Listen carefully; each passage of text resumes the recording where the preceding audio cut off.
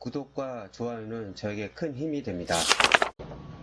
안녕하세요. 부동산 뉴스를 읽어주는 박 팀장입니다. 오늘은 3기 신도시 제가 계속 얘기하는데 요즘 제일 핫합니다. 근데 청약을 하고 싶은데 이게 제가 본인이 분양권을 하나 가지고 계신 분 아니면 요즘 줍줍줍 해가지고 미분양 분양권을 가지고 계신 분들이 있어요. 근데 이 상황에서 청약을 해도 되는지 어떤 상황인지 잘 모르신 분들이 좀 있으신 것 같아서 오늘 확실히 제가 정립을 한번 시켜드리려고 합니다. 어저께도 어떤 한 분이 댓글을 남겨주셨는데 이게 꼭 규제지역이든 비규제이든 이 어떤 걸 혼돈을 하시는 이유가 뭐냐면 세무 쪽 양도소득세 계산할 때나 하는 거고 있고요. 이게 한두 가지가 혼돈이 오다 보니까 이거 상관이 없겠지 하고 이제 분양받았다가 이제 낭패를 보실 수가 있기 때문에 제가 한번 오늘 확실히 정립시켜 드리도록 해야겠습니다. 좀 부족한 부분이 있더라도 좀 양해해 주시길 바랍니다. 보시면 우리가 그러니까 분양권 하나 가지고 있는데 청약할 때 그리고 담보대출하고 완전히 틀립니다. 근데 그 분양권이 미분양 분양권일 때도 틀립니다. 이런 부분에 좀 혼동이 오시는 것 같아서 제가 그런 시간을 잡아본 거예요. 처음에는 담보대출입니다. 제가 담보대출을 먼저 얘기하는 거는 청약 시하고 미분양 분양권이 조금 헷갈린 부분이 있기 때문에 쉬운 부분을 먼저 설명드릴게요. 1주택자가 분양권을 소유하고 있다면, 이게 뭐냐면은, 나 1주택지인데 분양을 받았어. 다신 조건이 처분 서약을 하는 겁니다. 좀 바뀌었어요. 처분 서약을 할 때 소유권 이전 등기를 하고 나서 6개월 이내에 전입신고를 하고, 왜냐면 그전 거를 처분을 해야 될 거 아닙니까? 그리고 2년 이내에 처분하기로 서약해야 됩니다. 그래야지 주택담보대출도 받을 수 있고요. 만약 이렇게 해서 많이 못한다. 그때 못 팔았다. 그러면 비과세 받은 거 있죠. 다 토해야 됩니다. 이런 조건이 있어요. 그러니까 이런 부분이 좀 혼동이 오실 수 있는 겁니다. 1주택으로 봐주는 건 담보대출에도 있고 비과세 부분도 있는 겁니다. 세금 부분. 단 분양권이 2개 이상이라면 신규주택 구입을 위한 대출은 안 된다. 이것도 아셔야 되고요. 1주택자가 입주권을 가지고 있을 시, 입주권이라는 건 재개발, 재건축을 말하는 겁니다. 조정지역 및 주기재지역 내에서 주택담보대출을 받을 경우 주택수에 포함된다. 주택으로 간주하겠다는 겁니다. 2주택으로 해가지고 다주택자로 보겠다는 겁니다. 그러면 그만큼 제재가 들어가겠죠. 이런 부분을 좀 이해하시고 청약을 준비하시는 것도 나쁘지 않다고 봅니다. 자, 이제 여러분들이 혼동이 오시는 청약시입니다. 분양권 가지고 있을 때 이게 법이 바뀌었어요. 확실히 이해를 시켜드릴게요. 2018년 12월 11일 이후부터 그 후부죠. 주택 공급에 관한 규칙 개정입니다. 이후에 12월 11일 이후에 모집 공고 분양입니다. 관리처분계 재개발 재건축입니다. 주택 체결일부터 분양권 등이란 뭐냐? 분양권, 입주권 이걸 말하는 겁니다. 미분양 분양권도 똑같습니다. 1주택으로 간주한다. 단 이전에 취득한 분양권. 제가 항상 동영상을 들어보시면 알겠지만은 법은 항상 그전 거는 인정을 해줍니다. 그렇지 않으면 불공평하잖아요. 민주주의 사회에서. 그래서 그거는 무주택으로 보겠다. 자, 뜻은 어떤 취지냐? 분양권을 유주택으로 한 것은 우리가 예전에 벌였던 거 수많은 걸 봤습니다. 역사는. 청약 당첨한다며요. 입주 전에 분양권을 전매합니다. 그리고 또 무주택 기간을 위해 또 전매를 삽니다. 또 전매를 합니다. 이런 일이 너무 다반사였던 거예요. 그러다 보니까 실수요자들 피해를 보니까 실수요자를 위한 정책을 펴겠다. 무주택자들에 더 기회를 주겠다는 뜻인 겁니다. 그게 취지입니다. 그 취지를 이해하시면 이게 그러니까 당첨된 곳이 비규제 지역이든 그 어느 지역이든 청약시 그러니까 분양권입니다. 청약시 주택으로 간주하겠다는 겁니다. 주택으로 보겠다는 거예요. 청약할 때는 그게 어디서 비규제 지역이든 규제 지역이든 그 아닌 지방이든 그런 상관 안 하겠다는 뜻입니다. 주택으로 간주하겠다는 뜻입니다. 요거에서 혼돈 오시는 거예요. 양도소득세나 이 다른 부분에서 그 부분하고 혼돈이 오시는 겁니다. 자, 요것에도 또 혼돈이 오시는 것 같아요. 1주택자인 경우 아까 제가 말씀드린 거예요. 담보대출 받을 때 처분 서약을 한 경우 청약 추첨 참여를 가능합니다. 몇 점에 가점하고 뭐 남은 부분 있잖아요. 그게 지역마다 틀리고요. 그 분양 공고 내는 것마다 다 틀립니다. 모집 공고할 때. 거기 보면은 그 밑에 추첨할 때는 같이 참여할 수가 있습니다. 이해를 하시겠습니까? 1주택자인 경우 단 분양권은 처분 서약을 할 수가 없어요. 불가능합니다. 그래서 안 됩니다. 그래서 주택으로 간주하는 겁니다. 참여가 불가능해요. 이게 아주 애매한 부분이, 요 부분이 헷갈려 하시는 거예요. 요것도요. 요거랑 아까 말씀드린 제가 요 비규제지역. 이 취지를 읽어보시면 이 뜻을 이해하실 거예요. 비규제지역에도 투기 세력 많이 들어갑니다. 지방 많이 오셨잖아요. 부산. 이런 최대 전에 있었던 뭐 대구, 인천, 대전 엄청 많습니다. 그런 걸 다 막겠다는 뜻입니다.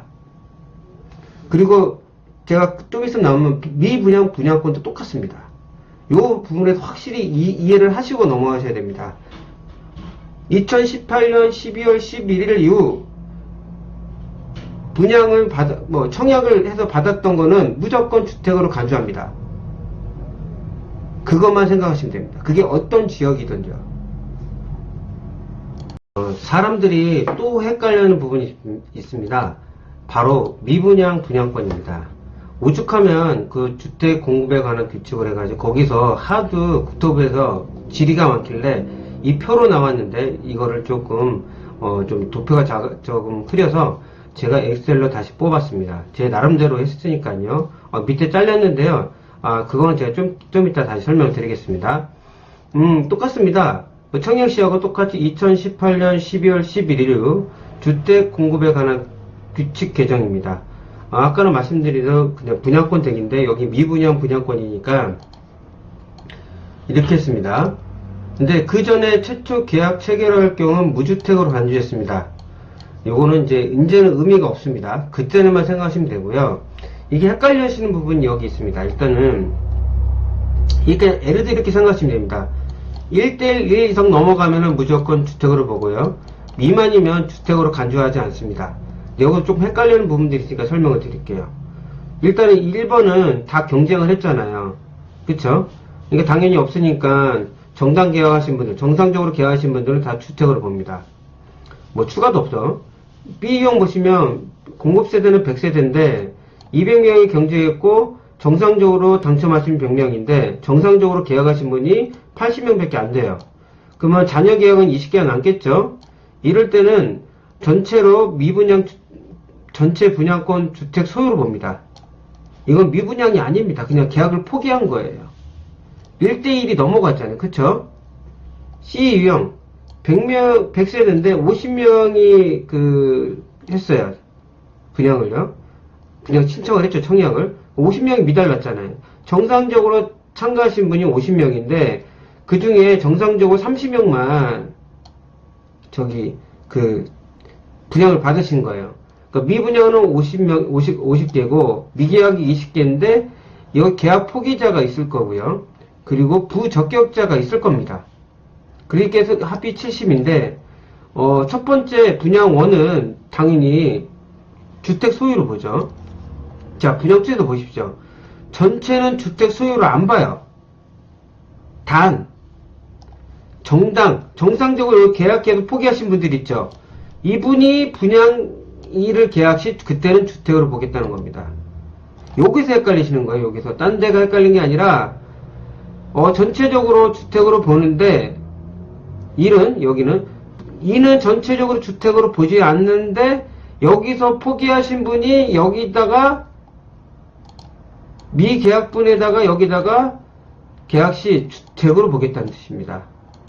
여기도 포기하신 분이 정상적으로 포기하신 분이 여기다가 그 자녀 부분을 할 때는 주택으로 보겠다는 겁니다.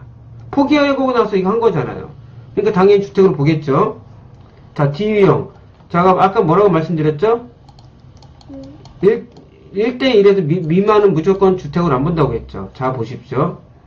50이 미달났는데 50명이 정상적으로 분양했고 50개가 미달났어요. 근데 정상적으로 50명이 청약을 했는데 다 받으셨어요. 그러면 미분양 게 50%잖아요. 뭐 불법도 없고. 이럴 때는 그냥 여기 50개를 뭐 쭉쭉쭉 할 때는 주택으로 안 보겠다는 뜻입니다. 첫 번째는 주택으로 보겠다는 뜻이고요.